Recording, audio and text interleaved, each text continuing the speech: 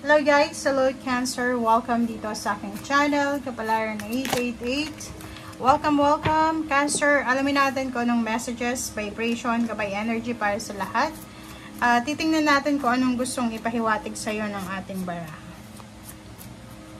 Okay, so eto yung mga susunod na mangyayari sa buhay mo, Cancer. Okay? Okay, so first card mo dito is number 1. It's beginnings, new beginnings, portal, pinto, 'di ba? And next card is 49, 9, 10, 11, 12, 13. 1 plus 3 is 4 is balance. So, dito sinasabi ng baraha, heighten your vitality, 'di ba? So, kailangan mo ihanda ang sarili mo mentally, spiritually, physically, Cancer. So, habang hindi pa pumapasok yung bagong taon, ihanda mo yung sarili mo, ihanda mo yung katawang lupa mo, physical body, yung isip, yung puso, spiritual, dahil may magsisimula. So, kung ano man to Cancer na magsisimula ngayon, dala ng New Year sa'yo, sinasabi na isang infinite, yung parang ano to, mga ideas to, mga unlimited, infinite, limitless ideas na pwedeng makatulong sa'yo para umunlad yung buhay mo, para ma-resolve yung mga issues sa buhay mo. And awakening consciousness, para lang siyang realization, life purpose, parang ganun. Marami kang marirealize sa buhay mo, maraming magsisimula sa buhay mo na siguro ma-amaze ka. Okay? So, dito guys, sinasabi ng barahan na ihanda natin, Cancer, ihanda mo Cancer yung iyong sarili para sa mga kumapit ka, brace yourself, take care of yourself bago pa dito dumating itong blessings na to na sinasabi dito. Okay?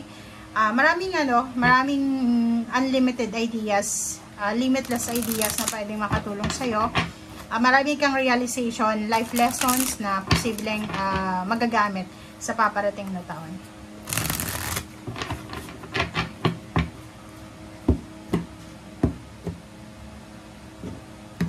Okay, para to sa mga Cancer guys. Okay, first card. Wow! So yun, so it's Wheel of Fortune. Ito yung first card mo sa third deck natin. It's Wheel of Fortune. So yung Wheel of Fortune, pag pumasok yan sa'yo in a positive or in upright position, sinasabi na talagang may magbabago sa buhay mo, Cancer. So yun, ihanda mo yung sarili mo, palakasin mo yung immune system mo dahil kailangan mo ito. Okay? Yung Wheel of Fortune, sinasabi, iikot yung Wheel of Fortune para ibigay sa'yo yung good luck, yung good fortune. Iikot ito in a positive way, diba? So, iikot. Nandun ka sa taas or nasa ilalim ka ngayon, iikot siya para bigyan ka ng, kumbaga, boost. Okay? Okay. So, ihanda mo yung sarili mo.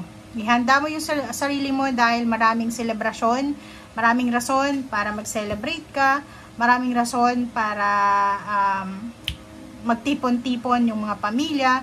Nakikita ko sa'yo dito na kinakailangan mo talagang magpakalakas. Okay?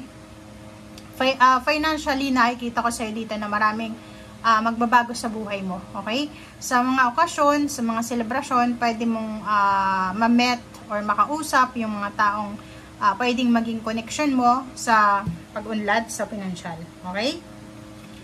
Next card natin is Temperance. So, second din, Cancer is Temperance. Make sure na dagdagan mo pa yung pasensya mo sa buhay. Kung pasensyosa ka na, make sure na mas maging pasensyosa ka. Okay? So, ibig sabihin, maging, kumbaga, wag tayong magagalitin.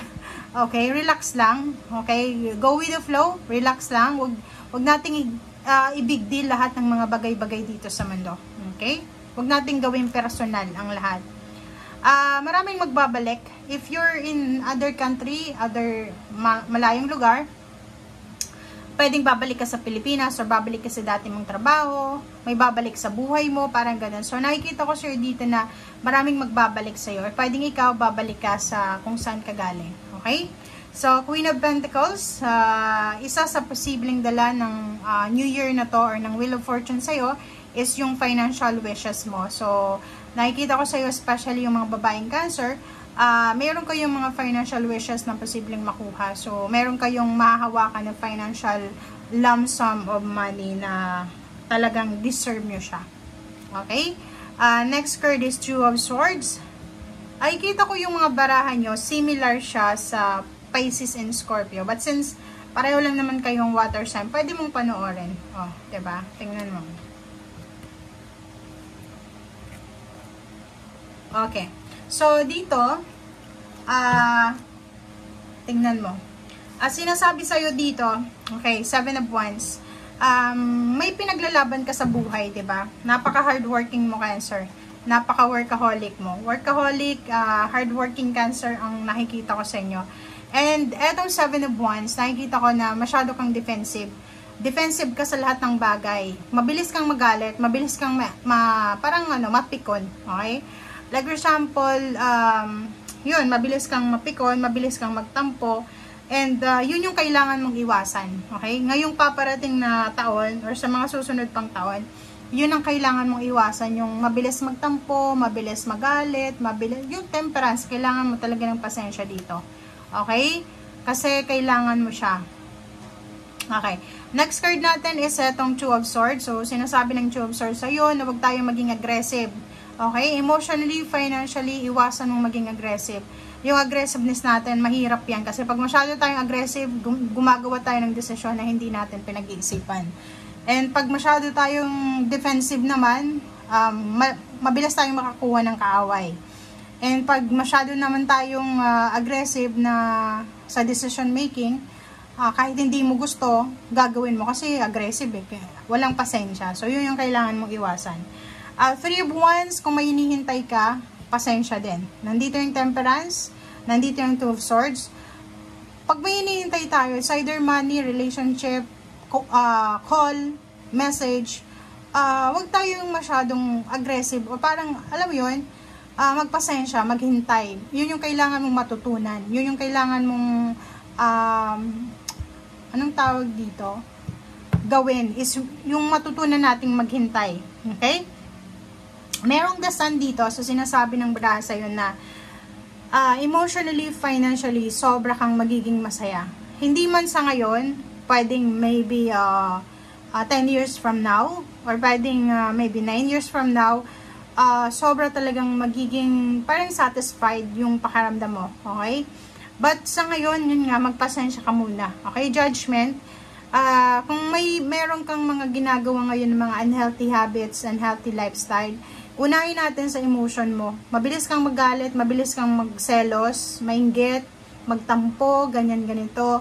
Alisin mo yan. Okay? Lumabas ka dyan sa comfort zone mo na yan. Kasi minsan yung mga ugaling ganyan is comfort zone natin para maging defensive tayo. Bisyo. Kung may bisyo ka, kailangan mong dahan-dahanin na i-moderate yung bisyo na yan. Kasi hindi naman yan mabilis na mawala. So, dahan-dahanin mo yung bisyo na yan na mawala. And then, yung iba sa inyo, may mga temptation siguro, mga third party, yung ganyan-ganito. Sinasabi sir dito ng barahan na kailangan mong kumbaga yun, 7 of Wands, kung talagang gusto mong depensahan yung sarili mo, kailangan mong maging straightforward sa kung ano talaga yung straight line lang, di ba? Parang simplify natin yung buhay natin. Alisin natin yung mga stress na yan sa buhay natin. Okay? Thank you guys. Bye!